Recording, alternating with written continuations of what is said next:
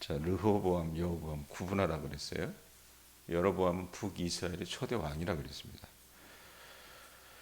자, 그런데 여로보암의 불상사가 여러분 닥칩니다. 1절 보세요. 1절 보면 어떤 말씀이 있습니까? 그때 여로보암의 아들 아비야가 어떻대요? 병든지라 라고 합니다. 그냥 쉽게 얘기하면 세자가 병든 거예요. 예?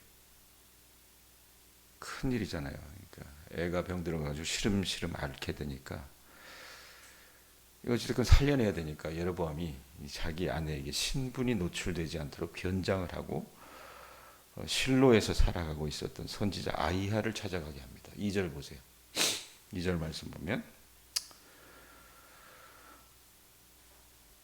읽어봅니다. 시작. 여로보암이 자기 아내에게 이르되 청하건대 일어나 변장하여 사람들이 그대가 여로보암의 아내임을 알지 못하게 하고 실로로 가라. 거기 선지자 아이야가 있나니 그는 이전에 내가 이 백성의 왕이 될 것을 내게 말한 사람이니라. 궁하면 여러분 통한다 그러잖아요.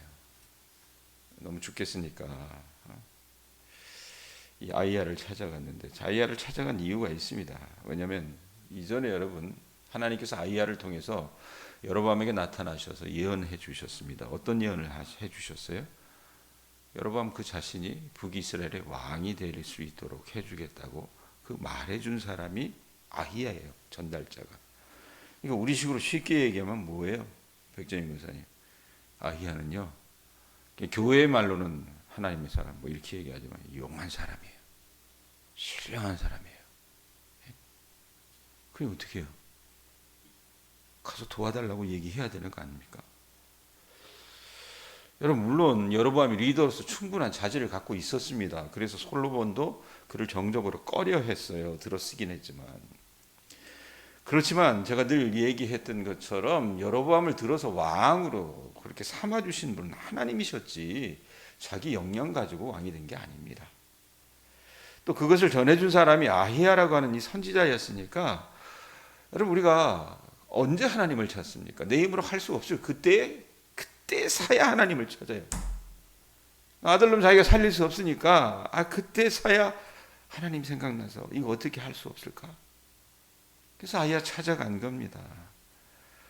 아이야가 신령한 사람이니까 용한 사람이니까 자기 아들 고쳐줄 수 있을 거라고 생각했던 것이고 자신이 그런 선지자를 움직일 수 있다라고 생각을 한다면 선지자 아이야를 대신해서 자기를 선지자 아이야를요 자기 여로보암을 대신해서 하나님도 움직일 수 있다라고 생각했던 게 여로보암이 생각했다는 얘기입니다. 근데 재미난 건 여러분 어떻게 합니까? 아내를 보내는데 2절을 보세요. 어떻게 합니까? 청하건대 그래놓고 뭐라 그래? 일어나 변장하여 이런 표현을 해요. 변장을 시켜서 보냅니다. 그리고 어떻게 해요? 찾아가서 물어봐야 되니까 백정희 권사님 복채 줘야 될 거 아니에요. 복채. 그죠? 그래서 이것저것 마련해서 갑니다. 자, 그런데 그건 어디까지나 여로보암의 착각이었다는 겁니다. 자기 생각이죠. 우리도 이런 식으로 믿어요. 하나님을. 예? 여러분 하나님과 선지자 아이야 하나님의 사람이 아이야는요 호락호락한 분이 아니셨어요. 쉬운 분이 아니었다는 얘기입니다. 4절 뒷부분 한번 보세요. 자, 아이야가 지금 어떤 상황이냐면 늙었어요. 네? 늙었다는 얘기입니다. 여로보암에게 너 왕 삼아 줄 거라고 하나님이 말씀하셔서 이때하고는 시간이 꽤 지났어요. 늙어가지고 어떻게 합니까? 거기 뒤에 보면 4절 뒷부분에 보면 뭐라고 그래요? 아히야는 뭐라고 그래요? 나이가 많아 눈이 어두워 보지 못하더라. 우리 교회 노인들 가운데도 여러분 백내장 오시고 녹내장 오시고 이래가지고 잘 안 보이는 분들이 있어요. 성재상 성도님은 주사를 잘못 맞아가지고 그런 어떤 역효과에 시달리는 분들이 있습니다. 자, 잘 못 보니까 잘 앞을 보지 못하니까 변장하고 가서 그냥 이렇게 얘기하면 들어줄 것 같은 그런 생각이 들었던 모양이에요. 그런데 여러분 아이야가 여러분 앞을 보지 못하는 사람이었지만 6절 보세요. 6절 보면 어떤 말씀이 있습니까? 읽어보세요. 그가 문으로 들어올 때 아히야가 그 발소리를 듣고 말하되 뭐라고 얘기해요? 여로보암의 아내야 들어오라. 내가 어찌하여 다른 사람인지 아냐. 이 사람이 누군지 알았어요? 몰랐어요? 알았어요. 앞을 못 보지만 알았다는 얘기입니다. 아히야는 여로보암에 대한 의로우신 하나님의 진노를 반영해주는 강한 어조로 이 심판의 메시지를 전달합니다. 그래서 뭐라고 얘기해요? 다른 사람이 제하느냐 그러면서 내가 명령을 받아 흉한 일을 내게 전하리니. 근데 왜 심판하세요? 잘못한 게 있으니까 벌 받는 거 아닙니까? 그게 어디 나와요? 7절부터 9절입니다. 여로보암의 죄. 자, 여러분 뭘 잘못했습니까? 한번 읽어봅시다. 7절부터 9절 읽습니다. 가서 여로보암에게 말하라. 이스라엘의 하나님 여호와의 말씀이 내가 너를 백성 중에서 들어 내 백성 이스라엘의 주권자가 되게 하고. 자, 하나님 이렇게 해주셨잖아요. 그죠? 얼마나 큰 은혜입니까? 우리 식으로 생각하면 큰 복이에요. 그죠? 그런데 8절 읽습니다. 시작. 나라를 다윗의 집에서 찢어내어 내게 주었거늘. 참 그것도 영광입니다. 여러분, 남유다보다도 영토도 컸고 사람 수도 많았어요. 그랬는데 그 복을 받았으면, 그 큰 은혜를 받았으면 감사한 줄 알고 살아야 되는데 어떻게 했습니까? 읽어보세요. 너는 내 종 다윗이 내 명령을 지켜 전심으로 나를 따르며 나 보기에 정직한 일만 행하였음과 같았대요. 같지 않았대요? 같지 아니하고. 분명히 이렇게 하면 내 왕위가 계속 이어질 거라고 약속을 하셨어요. 근데 그렇게 했어요? 안 했어요? 안 했고 9절 있습니다. 내 이전 사람들보다도 더 악을 행하고 가서 너를 위하여 다른 신을 만들며 우상을 부어 만들어 나를 노엽게 하고 나를 내 등 뒤에 뭐 했대요? 집어던져 버렸다는 얘기입니다. 하나님은요, 여로보암을 다윗에게서 찢어낸 나라의 주권자, 왕이 되게 해주셨잖아요. 그리고 그 왕자리는 하나님께서 주신 선물이었습니다. 말씀드렸지만 그렇다면 응당 다윗이 그랬던 것처럼 하나님의 명령을 지키고 전심으로 하나님만 따르고 주님 보시기에 정직한 일을 행해야 했었는데 실제로는 어땠습니까? 하나님 아닌 다른 신을 만들었고 그것이 하나님을 진노하게 만들었다라는 얘기입니다, 여러분. 자, 여러분 여로보암 설교하면서 그런 얘기했어요. 우리가 하나님 얘기하지만 다른 하나님을 섬기고 있을 수도 있다는 얘기를 했습니다. 지나간 사람이지만 그 사람에 대해서 얘기해서 뭐하지만 이명박 씨 소망교회 장로였습니다. 근데 저는 그분이 대통령 할 때 제 안에 어떤 생각이 있었냐면 그 사람이 믿는 하나님과 내가 믿는 하나님은 참 많이 다른 것 같다라는 생각을 했어요.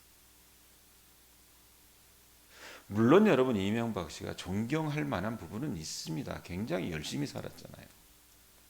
나름대로 입지전적인 인물입니다. 그런데 그 사람이 믿었던 하나님을 만인이 믿게 한다면 저는요 비극일 것 같다라는 생각을 좀 했습니다. 그런데 이 여로보암도 그랬고 우리도 그럴 수 있다라는 얘기입니다. 하나님도 그렇게 여기고 목사도 그렇게 여기는 사람들이 있어요. 가끔 보면 목사를 어떻게 여기냐면 교인들이요 무당으로 생각해요. 예? 안 그래요, 백권사님? 그저 자기에게 복 빌어주고요, 자기 입맛에 맞는 말을 해주고요, 자기만을 칭찬하고 높여주기를 원하는 사람들이 교회 안에 태반입니다. 자, 그런데 여러분 그렇게 해주기를 원해서 목사가 그렇게 하면 그게 목사예요? 목사일 수 있겠죠, 여러분 수준에서는. 사꾼입니다. 돈 받고 일하는 사람입니다. 선한 목자는 안 된다라는 얘기입니다. 또 하나 알아야 될 건 여러분 뭡니까? 우리가 목회자를 그렇게 대하는 순간부터 우리는 하나님의 진노의 길에 발을 들여놓게 될 때가 많다는 얘기입니다. 그러니까 여러분들이 잘 될 수 있는 방법은 뭐냐면 교회를 세속화시키지 않으면 돼요. 교회를 세속화시키지 않으려고 여러분 애쓰려면 방법이 뭡니까? 목사를 자기 식대로 이렇게 막 뒤흔들려고 하지 마세요. 저 사람이 하나님의 뜻에 귀를 기울일 수 있게끔, 하나님의 말씀에 귀를 기울일 수 있게끔 그렇게 해주셔야 된다는 얘기입니다. 왜 하나님 얘기하다 목사 얘기했느냐? 여러분 목회자도 그렇게 보면 하나님도 그렇게 보기가 쉬운 거예요. 쉽다는 얘기입니다. 자, 그러면 하나님 어떻게 심판하십니까? 어떻게 심판하세요? 한 세 가지 정도로 우리가 얘기할 수 있을 것 같은데 10절에서 11절 보면 여로보암의 죄 때문에 여로보암의 가문이 그 후손들이 왕족에서 끊어지게 될 것이라고 말씀하십니다. 끔찍한 일 아닙니까? 여로보암은요 그냥 쉽게 생각했을 겁니다. 아들로만 살려주시면 그럼 그놈이 어떻게 해요? 자기 왕대를 잇고 계속해서 이어나갈 수 있을 거라고 단순하게 생각했어요. 그런데 아히야를 통해서 여러분 들려준 메시지는 뭡니까? 단순히 세자만 죽는 게 아닙니다. 여로보암이 불순종했기 때문에 하나님은 여로보암과 여로보암에게 속한 사내들에게는 왕실 대신 재앙이 따르게 하실 거라고 말합니다. 여로보암의 집에 속한 모든 남자들은 다 제거될 거라고 얘기를 해요. 세상에 생각을 해보세요, 여러분. 아무리 불황자들이고 아무리 노숙자들이어도 죽으면요 우리나라 같은 경우는 어떻게 합니까? 정부에서라도 장례를 치러줘요. 그런데 이 사람 왕이었잖아요. 그런데 그 왕의 가문의 사람들이 어떻게 됩니까?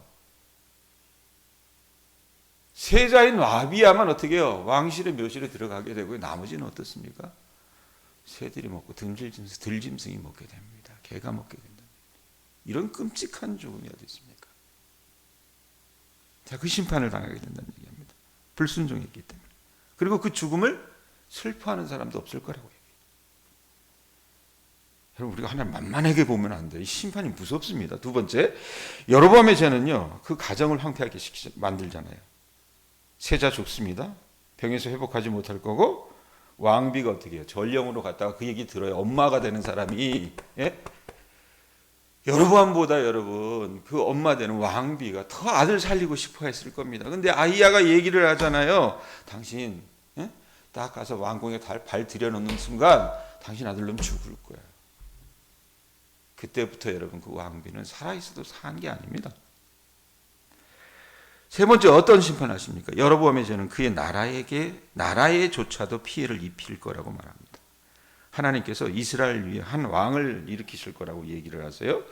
북왕국 이스라엘이 단번에 망하는 건 아닙니다. 하지만 여로보암의 죄는요 북이스라엘 역사에 계속 불안과 추방을 가져다 줍니다. 뭐 때문에 뭐가 불안이냐? 여러분 이 나라가요 이렇게 안정되게 이렇게 유지되는 나라가 아니었습니다. 남유다에 비해서는. 왜냐하면 북왕국이 존재했던 210년 동안 한번 생각을 해보세요. 어떤 일이 있었냐면 암살과 폭동, 그러니까 구테타, 반란 이런 게요 수도 없이 일어나가지고 210년 동안 19명의 왕이 교체가 된 겁니다. 그러니까 한 사람이 오래 해봤자 어느 정도입니까? 10년 조금 더 했다는 얘기입니다. 그 얼마나 불안해. 그러고 나서 추방된다 그랬잖아요. 기원전 BC 722년에 이 북이스라엘이 훨씬 일찍 망했어요. 남유다보다. 망하고 백성들은 강 너머로 여러 나라로 흩어지게 됩니다. 자, 그렇게 된 건 뭡니까? 여로보암의 죄 때문에 그렇습니다. 여로보암이 우상숭배를 가르쳤어요. 백성들은 어떻습니까? 아세라 목상을 만들어가지고 같이 우상숭배했습니다. 자, 아히야의 예언이 그대로 응합니까? 응하지 않습니까?